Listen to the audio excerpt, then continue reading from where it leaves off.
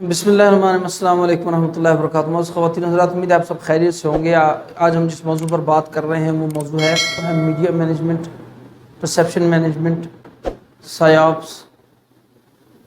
Mass communication اور journalism وغیرہ۔ دیکھیے، دنیا کے اندر سب سے جو اہم چیز ہے جسے فتح کرنے کی ضرورت ہوتی ہے وہ ہے انسانوں کا دماغ، انسانوں کا ذہن۔ جیسے میں نے بعض دیگر ویڈیوز میں اس بات کا ذکر بھی کیا آپ سے کہ انسانوں کے لیے، انسانوں کو پر حکومت کرنے کے لیے ان پر فزیکل حکومت کرنے کی ضرورت نہیں ہے آج کے دور میں۔ نوآبادیاتی نظام کے اندر، نیو کالونیلزم کے اندر اور کولڈ وار کے زمانے اور اب جو ہائبرڈ وارفیئر کا زمانہ ہے، اس کے اندر انسانوں کے اوپر حکومت کرنے کی فزیکل ضرورت نہیں ہے۔ ان کو ذہن طور پر غلام بنانے پر یہ توجہ دی گئی ہے اور اس کو بہت اہم سمجھا گیا ہے۔ اگر لوگ دنیا میں کسی نظریے، کسی آئیڈیالوجی کی بنیاد پر اکٹھے ہوتے ہیں، کبھی بھی ایسے نہیں ہو سکتا کہ لوگ کسی آئیڈیالوجی، کسی نظریے کے بغیر اکٹھے ہو جائیں۔ اور آئیڈیالوجی اور نظریے کا تعلق انسانی ذہن سے ہے۔ انسان آئیڈیالوجی کی بنیاد پر قربانی دیتا ہے، کسی کی بات مانتا ہے، موٹیویٹ ہوتا ہے۔ کسی جنگ میں کوئی فوجی جاتا ہے تو نظریے کو سامنے رکھ کر اپنی جان دے سکتا ہے۔ اور جب معاشروں کے اندر لوگ ایک دوسرے سے کولیبوریٹ کرتے ہیں، کوئی کام کرتے ہیں، کسی نیریٹو کو، کسی بات کو، کسی مقصد کو تکا لگاتے ہیں، مل جل کر اس کے لیے کوشش کرتے ہیں، تو اس کے پیچھے کوئی کامن ویلیوز ہوتی ہیں، کامن آئیڈیالوجی ہوتی ہے، کامن سوچ ہوتی ہے، کامن فکر ہوتی ہے۔ اس آئیڈیالوجی کو جب آپ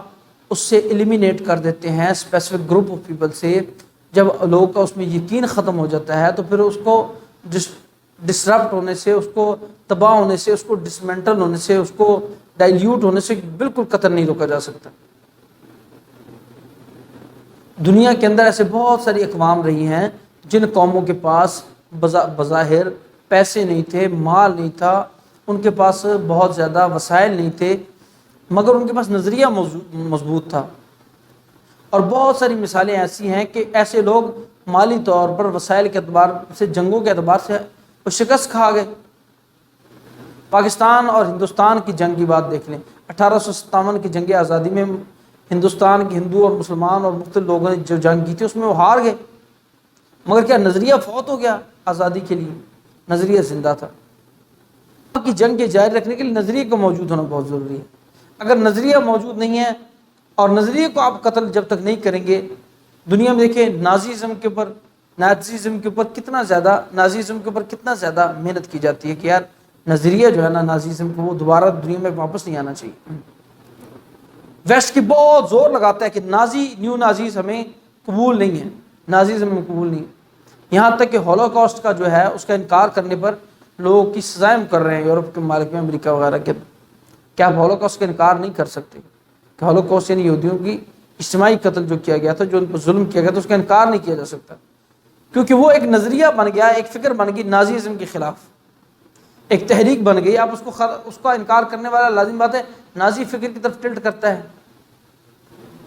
اگر آپ نظریے کو قتل کرنا چاہتے ہیں تو اس کو قتل کرنے کا طریقہ یہ ہے کہ آپ فزیکل جنگ سے پہلے نظریاتی طور پہ اتنی ٹوٹ کر دیں کہ کوئی جنگ کے قابل نہ رہے۔ افغانستان کی 3 لاکھ کی فوج 70,000 طالبان کے سامنے تباہ و برباد ہوگی۔ اس کی وجہ یہ تھی کہ ایک طرف نظریہ تھا مضبوط اور ایک طرف مضبوط نظریہ نہیں تھا۔ دنیا کی دیگر بہت ساری قومیں جو ہیں وہ ان کے ساتھ لڑنے کی ضرورت نہیں رہی۔ جیسے جاپان کے خلاف امریکہ کو لڑنے کی کوئی ضرورت نہیں، کیونکہ جو نظریہ تھا، عقیدہ تھا، ان کی فکر تھی کہ ہمارا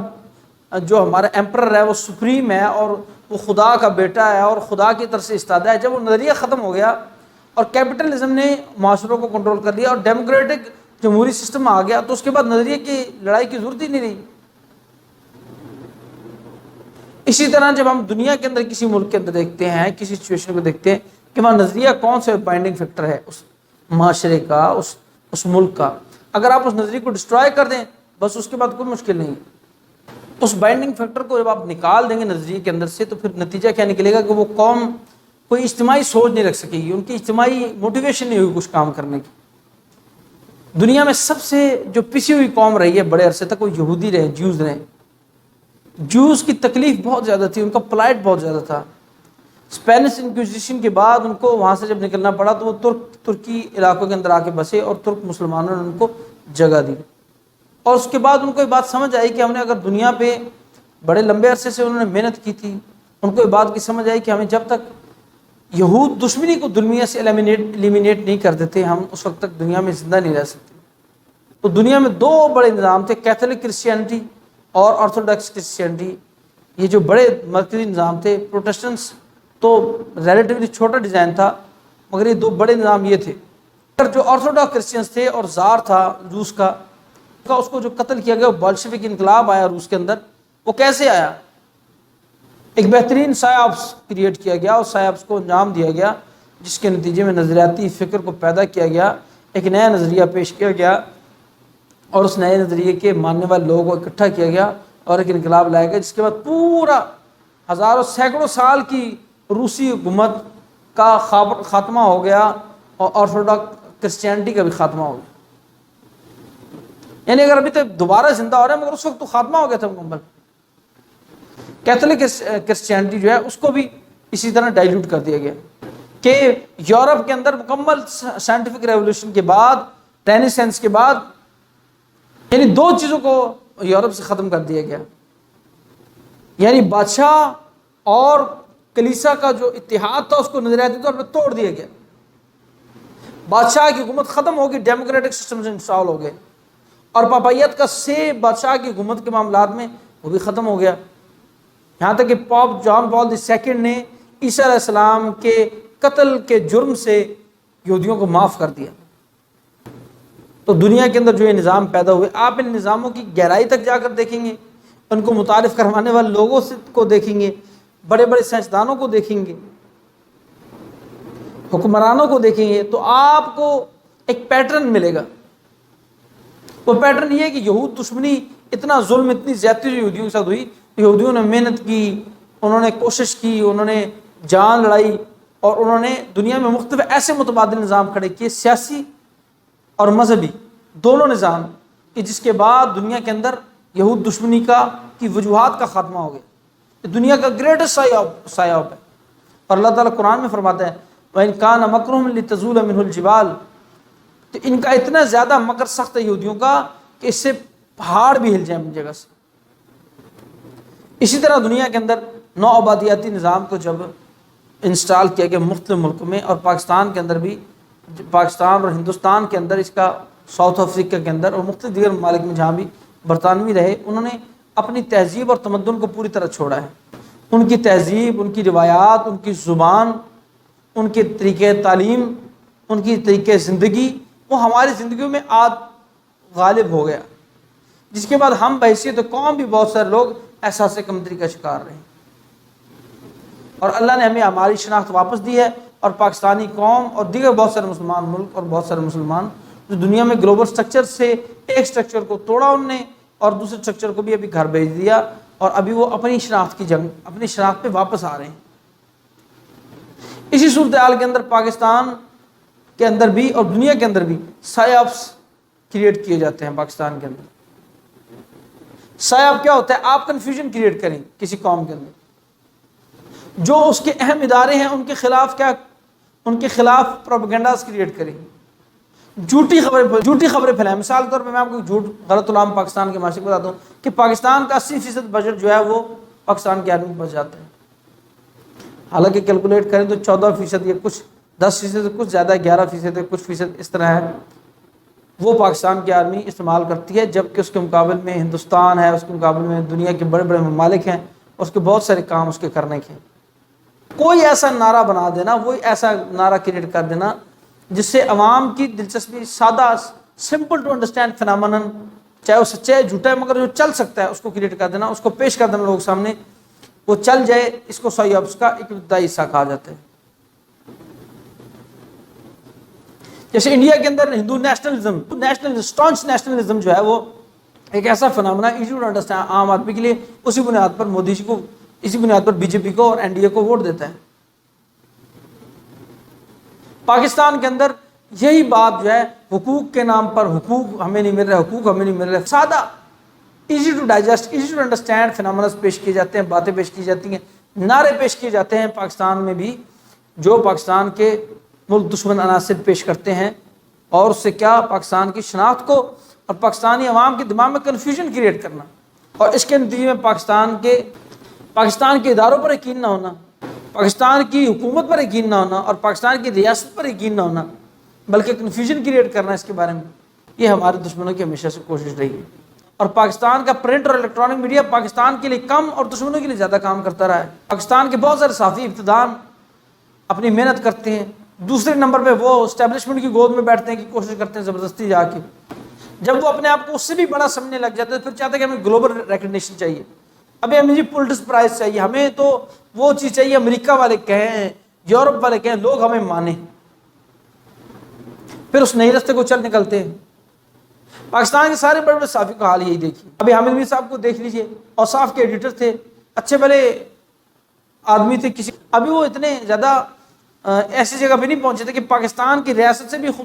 پاکستان سے خود کو بڑا سمجھیں۔ طلعت حسین صاحب کو دیکھیے، اچھے بھلے معقول صحافی تھے، دیگر اور بہت سارے صحافی، سلیم صافی صاحب کو دیکھ لیجئے، بہت سارے اور لوگ آپ نام لے سکتے ہیں جو ابتدان بڑے مناسب سے صحافی تھے، جو پاکستان کی ریاست کے اندر کا یقین رکھتے تھے، مگر اب جب ان کا وزن اتنا بڑا ہو گیا ہے کہ وہ اپنے آپ کو اس سے بڑی چیز سمجھتے ہو چاہتے ہیں، ہمیں اب گلوبل ریکگنیشن چاہیے، ہم چاہتے ہیں کہ ہمیں دنیا میں لوگ مانیں، دنیا میں لوگ سمجھیں، پھر ان کے لیے پاکستان چھوٹا ہو جاتا ہے۔ اس طرح پاکستان کے صحافتی ادارے، جنگ اور جو اور دیگر بعض ادارے بھی اس طرح کے کام کرتے ہیں، ان کو نام تو لینا اس لیے ضروری ہے کہ انہوں نے اس کام کو بڑے زور شور سے کیا ہے۔ خیر میر شکیل الرحمان صاحب کو بات سمجھ آ گئی ہے پچھلے کچھ عرصے کے دوران، مگر بات یہ ہے کہ یہ بات سمجھ لینی چاہیے سبھی کو کہ پاکستان کے اندر میڈیا کو ایسی آزادی ملی ہوئی ہے، کس کی آزادی ہے، یہ جو ہے پرفیکٹ ریسپی ہے، ڈیموکریسی، آزاد میڈیا اور لبرلز۔ اس میں آپ کو ڈیموکریسی وہ سٹرکچر ہے جو بہت زیادہ مینیپولیٹیبل ہے، آزاد میڈیا کے ذریعے آپ لوگوں کے عام عوام کے ذہن کو تبدیل کر سکتے ہیں، لبرلز کے ذریعے آپ ایلیٹ کریٹ کرتے ہیں جو بنیادی طور پر نظریاتی طور پہ آپ کے ساتھ ہوتی ہے، آپ کو ان کا دین یعنی ایتھیزم اور اس سے ملتی جلتی حالت میں ہوتی ہے کہ ان کے لیے آپ نظریاتی طور پہ غالب ہیں، امریکہ نظریاتی طور پہ غالب ہے، برطانیہ نظریاتی طور پہ غالب ہے، وہ ہمارے لیے مثال ہے دنیا میں ترقی کرنے کے لیے، وہ ہمارے لیے مثال ہے دنیا میں غالب آنے کے لیے، وہ ہمارے لیے مثال ہے۔ تو یہ احساس کمزوری کا شکار لبرلز، یہ آزاد میڈیا اور ڈیموکریٹک سسٹم آف گورنمنٹ، یہ تین چیزیں پرفیکٹ ریسپی اس چیز کی کہ آپ باہر سے بیٹھ کر کسی ملک کو مینیپولیٹ کر سکتے ہیں۔ اور آپ یہی ریسپی امریکہ کے اندر دیکھیں، آپ آزاد میڈیا ہے، ڈیموکریٹک سسٹم ہے، اور وہاں دونوں قسم کے لوگ موجود ہیں۔ جس وقت ضرورت پڑتی ہے تو ڈیموکریٹس کو لایا جاتا ہے حالات کو سنبھالنے کی، اور جس وقت ضرورت پڑتی ہے جنگیں شروع کرنے کی تو ریپبلکنز کو لایا جاتا ہے اور اپنے لیے استعمال کیا جاتا ہے۔ کون استعمال کرتا ہے؟ کانسپریسی تھیوری کی طرف بات جاتی ہے، مگر بات کانسپریسی تھیوری کی ہے نہیں۔ اسرائیل کا ایک مضبوط انفلوئنس ہے، گلوبل کارپوریشنز کا ایک مضبوط انفلوئنس ہے، جو بڑی کمپنیاں ہیں، جو مضبوط کارپوریشنز ہیں، گلوبل کارپوریشنز۔ آج تک امریکہ اور امریکی صدر اور امریکی سینٹ اور ایوانی نمائندگان یعنی کانگریس وغیرہ مکمل امریکہ کا وہ گن کنٹرول نہیں کر سکے پورے امریکہ کے اندر، اور سالانہ ہزاروں لوگ وہاں پہ مرتے ہیں اسکول کی شوٹنگ کے اندر، گن وائلنس کے اندر۔ مگر پاکستان کے اندر تو آپ ویپن نہیں خرید سکتے، ویپن کا لائسنس نہیں بنوا سکتے، امریکہ کے اندر تو آپ آٹومیٹک ویپن خریدیں اور لائسنس بنوائیں، مشکل کام نہیں ہے۔ لاکھوں کروڑوں ویپن جو ہیں امریکہ میں موجود ہیں، اور دنیا کی عسکری نان اسٹیٹ فیکٹرز کا ذکر ہوتا ہے۔ امریکہ کی ایک 111 کی ایک ملیشیا جس میں 10,000 مسلح فوج کے ریٹائرڈ، اور وہاں پہ فوج یہ نہیں کہ 20 سال ہی آپ نے، اب 3 سال 4 سال میں آپ 5-6 سال میں آپ فوج سے ریٹائر ہو کے جا سکتے ہیں۔ مسلح کمانڈوز اسلحے کے ساتھ 10,000 سے زیادہ لوگ موجود ہیں۔ ایک وائٹ سپریمسٹ ایک گروپ کی بات کروں، وہاں پہ بہت سارے ایسے لوگ ہیں۔ تو جو کارپوریشنز ہیں، وہ کارپوریشنز نے، اسرائیل نے، اور اس دفعہ تو روس نے بھی اس بیتی گنگا میں خوب ہاتھ دھوئے ہیں۔ تو مسئلہ کہنے کا مقصد ہے، اور اس طرح انٹیلیجنس کمیونٹی ہے اور تھنکرز ہیں، ان کے بات کو بہت زیادہ بندہ باریکی میں لے جانا مناسب نہیں ہوتا، جب موقع ہوگا تو پھر اس کے بارے میں بات کرتے ہی رہیں گے۔ مگر بہرحال یہ گلوبل اسٹیبلشمنٹ کا سٹرکچر ہے، جب چاہتے ہیں تو ریپبلکنزم اور جب چاہتے ہیں تو ڈیموکریٹس آتے ہیں۔ تو یہ سائیاپس کو پاکستان میں بھی کاؤنٹر کرنا چاہیے، اور پاکستان سے باہر بھی جو ہمارے رائیولز ہیں ان کے اوپر سائیاپس کو مسلط کرنا چاہیے، تاکہ پاکستان کی اس سلسلے میں ایک ڈیٹرنس رہے، ایک پاکستان کی